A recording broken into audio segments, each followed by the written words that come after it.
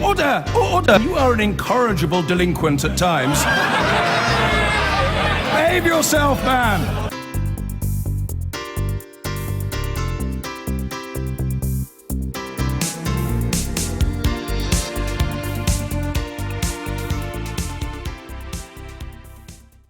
Now, 10 years ago, journalist Roberto Saviano published a book about the Italian mafia. That was a decision that would see his life turned upside down. The book itself, an exposé of the inner workings of the mafia in Naples, was an immediate success. It was translated into 54 languages and it was made into an acclaimed film. But it has proved a life sentence for Saviano himself, who is now a wanted man. In a moment, we'll hear from him. First, though, here's more about his story.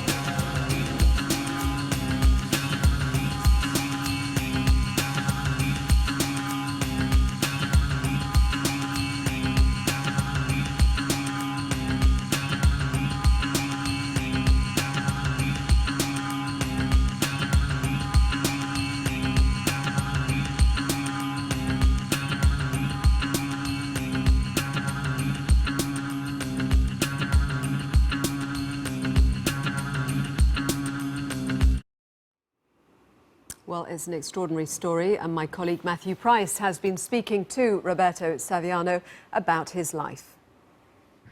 Roberto Saviano, thank you for coming. 10 years ago, you did what really nobody else had been brave enough to do. You wrote a book that exposed the brutality of the organised criminal networks in Italy. You exposed and named mafia bosses.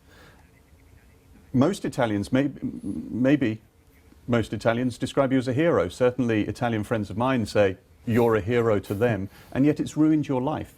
The mafia have put a price tag on your head, they want you dead, and essentially you're now in hiding, aren't you? After I wrote my book, the Italian state put me under police protection. Currently I live with bodyguards, and this year will be the 10th year I have been under protection. I was 26 when it began. I didn't believe I would end up like this. I am aware that I am not brave when I say if I went back in time, I would act more cautiously. I mean, what you're describing in terms of your own personal life in the last 10 years would to most people be pretty horrific. You have bodyguards, you say? I mean, how big a team? It depends on the occasion. At the moment, whenever I am outside in public, I have 7 bodyguards and 2 bulletproof cars. Otherwise, 5 bodyguards and 2 cars.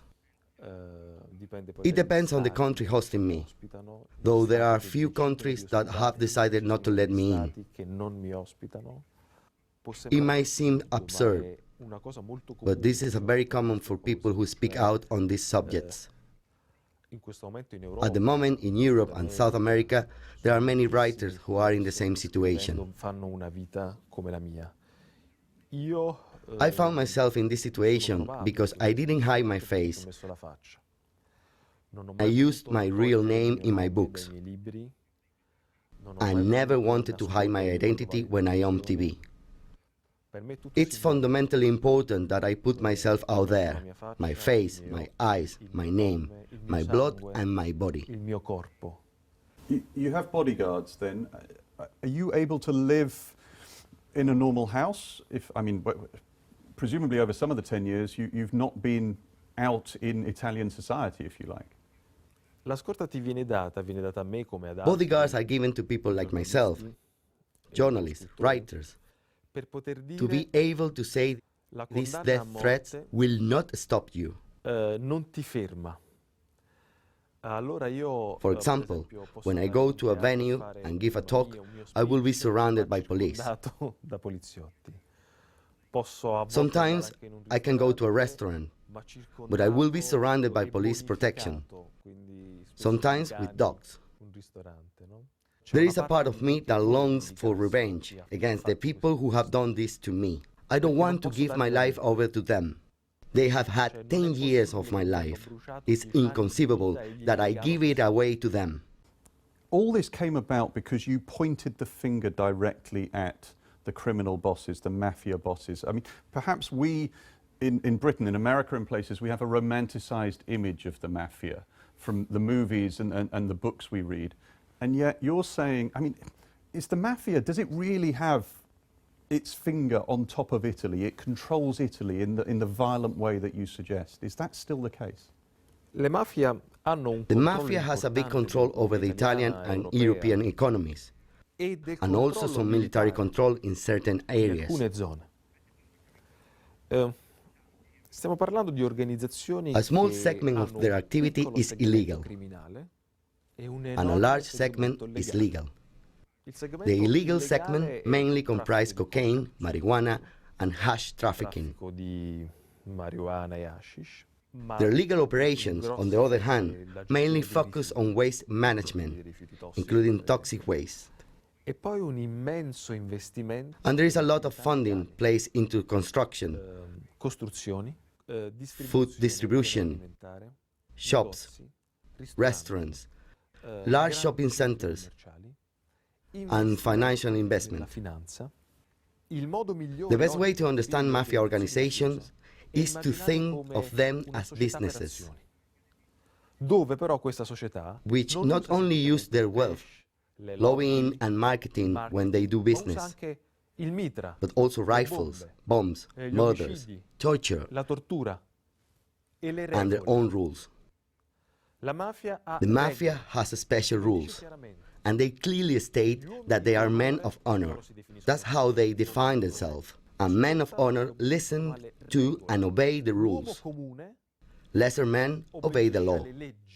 A few years ago, I spent some time in Mexico covering the drug wars and the drugs trade in Mexico. I was struck by something that you're quoted as saying. You said, if Mexico is the heart of the drugs war, then London, the city we're sitting in, is its head, the head of the drugs war. What did you mean by that? A university study has demonstrated that over 90% of money made through drug trafficking is laundered in the US and Europe. In Europe, this mainly happens in London. Without London, Mexican cartels' money, for example, it would just stay in Mexico. But thanks to the offshore financial system that Britain allows, cash gets straight into Europe through the front door, which is England. The British public think they are detached from the mafia problem. But if you see the way in which money is moved around, you can see that London is actually very close to Mexico City and Naples. It's obvious you're passionate about this subject, about corruption, but What about the psychological impact on you of the last 10 years? You must be scared. You must fear for your life. Ho paura di non uscire da I'm questa scared situazione. I'll never escape the situation. È molto difficile It's spiegarlo al difficult for pubblico British people to inglese. understand Le minacce che io ho because the ricevuto threats non sono on my state life fatte were per not by phone telefono or o letter. per lettera. But they put, as I understand it, a leaflet through your mother's door with a picture of your face on it, a gun to your head, a picture of this, and the word condemned written across the top. I mean, the impact, well, you're laughing, but the impact on your mother, on your family, on you, surely that's huge. Questo tipo di minacce This sort of threat succedono I'm used to. Sono quasi abituato. E l'impatto su The impact on my family, la mia famiglia, su on mia my madre, I'm not sure how best to say this. io mi I sento feel molto very guilty. Cioè, io I am sto suffering the subendo threats. quello che sto but I am subendo, also ma ne continuing faccio to anche work. lavoro. At the moment, I'm here with you, speaking out, Prendo parte, but my loro family no, are si not. nascondono soltanto. They are in hiding. Non mi perdonerei per quello che ho fatto. I will alla mia never famiglia. forgive myself for what I have done to my family. They have Perdita lost their di happiness, tranquillità. their quality of life. L'unica possibilità The only way of getting out of this is to be conscious of what we are trying to è do. essere sempre consapevoli del percorso che si sta facendo. Io so che I quello know che sto that what I'm facendo doing has a come purpose. dire, ha un obiettivo. Everything else is secondary. Well, for what it's worth, I think you're incredibly brave. Roberto, Thank you. thank you very much. Thank you. Thank you. Good luck. Grazie. Thank you.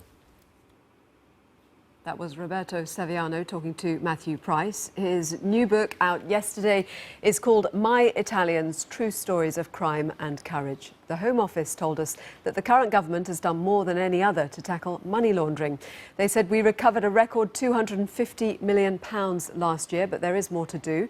Legislation will be introduced to tackle corruption, money laundering and tax evasion, including the Criminal Finances Bill, which was announced in the Queen's speech. We will vigorously pursue the criminals and terrorists involved in these activities, the statement says.